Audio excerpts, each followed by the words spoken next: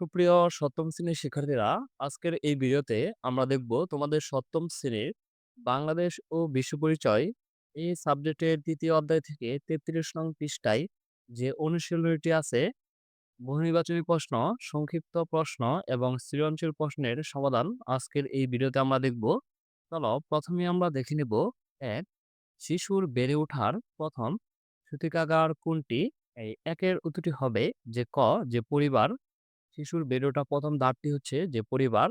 আর তারপর হচ্ছে ২ পরিবার, যে যৌথ পরিবার শিশুদের মধ্যে।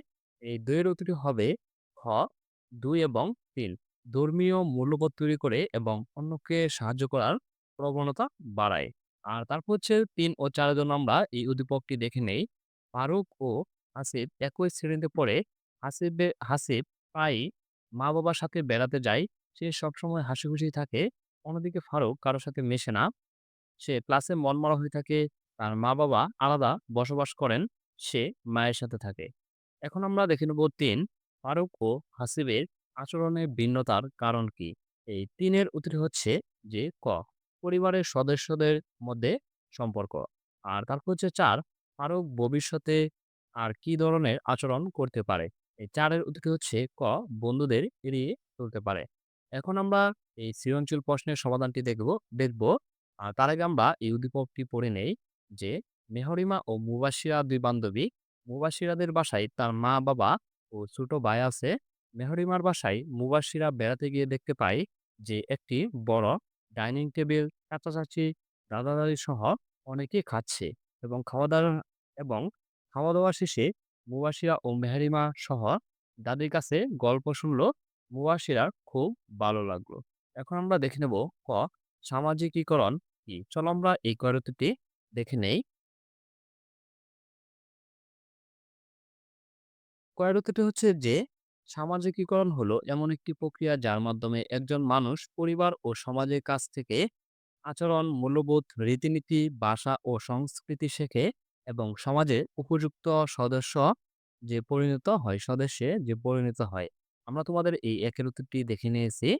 আর তারপরে দেখব আমরা ২ খ, শিশুর সামাজিকীকরণের প্রথম সূত্রপাত কিভাবে মায়ের মাধ্যমে ঘটে? চলো আমরা এই ক্ষয়ের উত্তরটি দেখি। ক্ষয়ের উত্তরটি হচ্ছে যে, শিশুর সামাজিকীকরণে প্রথম সূচনা কিভাবে মায়ের মাধ্যমে ঘটে? শিশুর সামাজিকীকরণের প্রথম সূচনা মায়ের মাধ্যমেই ঘটে। মা শিশুকে ভাষা শেখান, ভালো-মন্দের ধারণা দেন, শিষ্টাচার ও আচরণবিধি শেখান। মায়ের স্নেহ, আদর ও নির্দেশনার মাধ্যমে শিশুর চরিত্র ও ব্যক্তিত্ব গঠনের ভিত্তি তৈরি হয়। আমরা তোমাদের এই ক্ষয়ের উত্তরটি দেখে নিয়েছি। আর তারপরে দেখব আমরা গ, মুবাশিরাদের পরিবারের ধরন ব্যাখ্যা করো। চলো আমরা এই গয়ের উত্তরটি দেখি। গয়ের উত্তরটি হচ্ছে যে, মুবাশিরা পরিবার তার মা-বাবা, ছোট ভাই রয়েছে, অর্থাৎ একসঙ্গে একটি দম্পতি ও তাদের সন্তানরা বসবাস করছে। এ ধরনের পরিবারকে যে একক বা নিউক্লিয়ার পরিবার বলা হয়। একক পরিবার সাধারণত সদস্য সংখ্যা কম থাকে এবং পরিবারের সিদ্ধান্ত গ্রহণ ও পরিচালনা মা-বাবার উপর নির্ভর করে। এ ধরনের পরিবারে পারিবারিক সম্পর্ক ঘনিষ্ঠ হয় এবং বাবা-মা সন্তানের প্রতি সরাসরি যত্ন ও দায়িত্ব পালন করেন। তবে সদস্য সংখ্যা কম হওয়ায় শিশুদের অন্য সদস্যদের সাথে মেলামেশার সুযোগ তুলনামূলকভাবে যে কম থাকে। তাই মুবাশিরা পরিবার একটি একক পরিবারের যে উদাহরণ। আমরা তোমাদের এই গয়ের উত্তরটি দেখে নিয়েছি।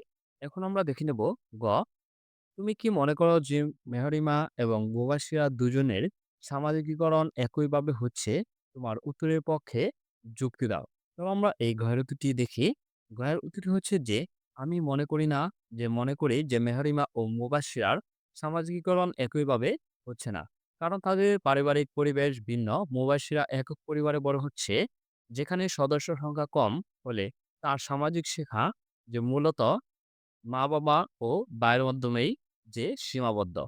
অন্যদিকে মেহরিমার পরিবারের বড় ডাইনিং টেবিল, অন্যদিকে অনেক সদস্য একসাথে খাওয়ার বর্ণনা পাওয়া যায়, যা যৌথ পরিবারের ইঙ্গিত দেয়। যৌথ পরিবার দাদা-দিদি, চাচা-চাচী, ফুফু এবং ইত্যাদি সদস্য থাকতে পারেন। এতে শিশুরা বিভিন্ন বয়স ও অভিজ্ঞতার মানুষের সাথে মেলামেশার সুযোগ পায় এবং সামাজিক আচরণ, সহমর্মিতা ও সহযোগিতার গুণ বেশি শেখে। তাই পারিবারিক গঠন ও পরিবেশের পার্থক্য কারণে তাদের সামাজিকীকরণের ধরনও ভিন্নভাবে গড়ে উঠেছে। আমরা তোমাদের এই সৃজনশীল প্রশ্নের সমাধানগুলো দেখে নিয়েছি।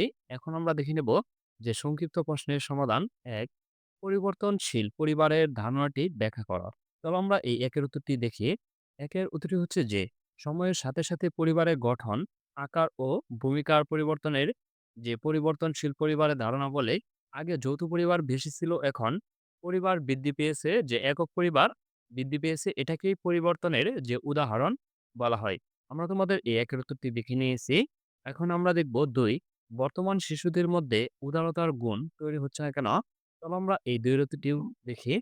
২ এর উত্তরটি হচ্ছে যে, বর্তমানে অনেক শিশু একক পরিবারে বড় হচ্ছে এবং প্রযুক্তি ও মোবাইলের প্রতি যে আসক্ত। ফলে তারা সামাজিক মেলামেশা কম করে। এ কারণে উদারতা ও সহমর্মিতার গুণ কম দেখা যায়। আমরা তোমাদের এই ২ এর উত্তরটিও দেখে নিয়েছি। এখন আমরা দেখে নেব ৩, শিশুর সামাজিকীকরণ কিভাবে বাধাগ্রস্ত হয়? চলো আমরা এই ৩ এর উত্তরটিও দেখি। পারিবারিক আসক্তি, অবহেলা, খারাপ পরিবেশ, সঠিক শিক্ষা না পাওয়া এবং প্রযুক্তির অপব্যবহার শিশুর সামাজিকীকরণে বাধা সৃষ্টি করে। ধন্যবাদ শিক্ষার্থীরা, আমরা তোমাদের এই ৩য় অধ্যায়ের যে বহুনির্বাচনী প্রশ্ন, অনুশীলনী সমাধানের বহুনির্বাচনী প্রশ্ন এবং সৃজনশীল ও সংক্ষিপ্ত প্রশ্নের সমাধানটি আমরা দেখে নিয়েছি। পরবর্তী ভিডিওতে আমরা দেখব ৪র্থ অধ্যায়, বাংলাদেশের অর্থনীতি। এই অধ্যায়টি আমরা পরবর্তী ভিডিওতে আলোচনা করব এবং অনুশীলনী প্রশ্নগুলো সমাধান করব। আর পরবর্তী ভিডিও সবার আগে পেতে চ্যানেলটি সাবস্ক্রাইব করে পাশেই থাকবে। আর যারা সাবস্ক্রাইব করেছ তাদেরকে অসংখ্য ধন্যবাদ।